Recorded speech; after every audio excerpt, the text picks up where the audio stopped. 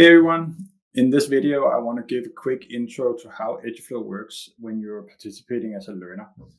So to do that I made a course, I called it Theory of Online Learning, and then I've enrolled myself as a learner in this course. So I'm going to go through the course, show you kind of how Eduflow works when you're participating in courses.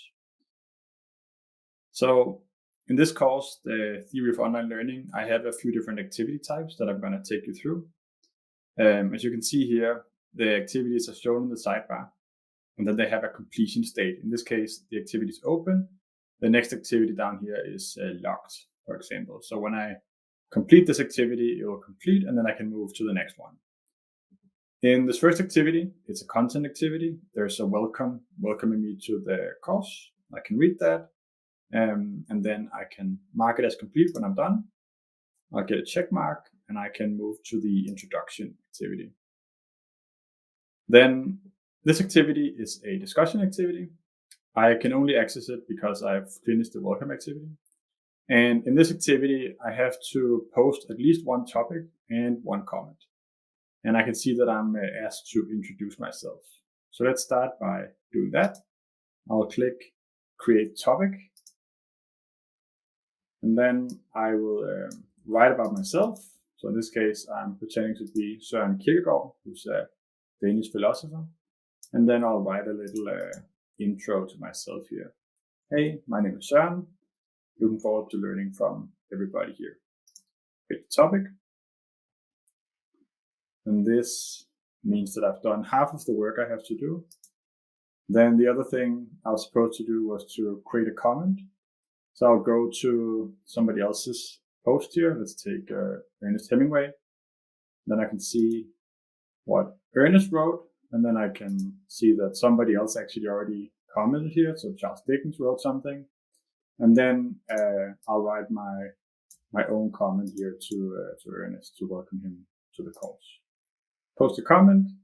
The activity completes because I did my one post and my one comment, and then I can move on to the third part of the course. So the activity I want to show you here is called a tag selection activity. So often you want to have courses that are slightly personalized to the learners. In this course, I want my learners to pick a specific topic within online learning, and then they should focus on that. So I've made up 3 topics: async collaboration, communities of practice, and feedback. And then I ask people to say, which topic do you want to focus on? So let's say that I want to do something with feedback. And now here what happens when I click select. So you see what happened was that once I selected the feedback topic, then a new set of activities appeared out here. So this is activities that is just made for the people who select feedback. So if you pick other options here, you get other things in the course. So basically you can have courses that are different based on who you are as a learner. So let's move to the what makes feedback good. So this is an example of an integration activity we have with the tool called Loom. So this is a Loom video that's embedded directly into Eduflow. You can go ahead and play this video to learn about what makes feedback good. I'm just going to skip the video for this purpose and mark it as complete. Now I'm asked to take a quiz. So we have a quiz activity, and in this case, I want to quiz people about feedback. I have 4 quiz attempts available in this case, but hopefully I can just do it in one go. So I start the quiz. Question 1, what is formative assessment? That is this one, I think. Yep, that's right. Next question, which of the following are the pillars of good feedback? As far as I remember my own video, I think it has to be kind, constructive, justified, and specific. Let's see. Yep, I was correct. So let's view the results. I got 2 correct answers, and then I can move on to the next part of the course. So in the section here, I've put together a peer review flow.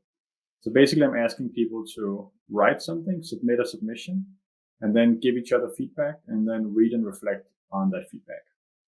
So here I want people to write a project proposal, and it should have some different sections. And when we have submissions in Eduflow, we can support all sorts of different submission types: files, Google Drive, text, and video recordings. For this case, I'm gonna make a text submission, and I've cheated a little bit and prepared a whole submission here ahead of time. So my project proposal is around the effect of anonymity on peer feedback. So I'm gonna submit this, click submit, and then I can move on to the peer review section. So here in the peer review part, I have to do one peer review. That's how it's set up. You can change that as an instructor.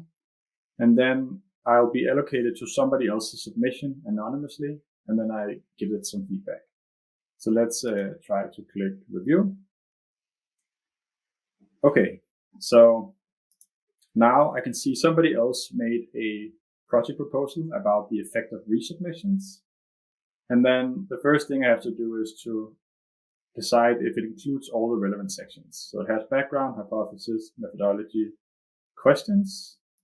I think that's all of them. Then I'm asked to answer what could be improved about this submission. So I've already written a little bit here. I would like to see some more research questions. And then if I had to grade it, I think I would give it an 8 maybe. And then I want to attach a small comment to that, right? We should add a few more questions. Then it could easily be a 10. Here we go. So hit review. And now that peer review is submitted, I've completed my peer review activity, and I can move to the feedback reflection. In this case, I don't have any feedback yet, but I can check back later and will automatically send me a notification when somebody gives me feedback.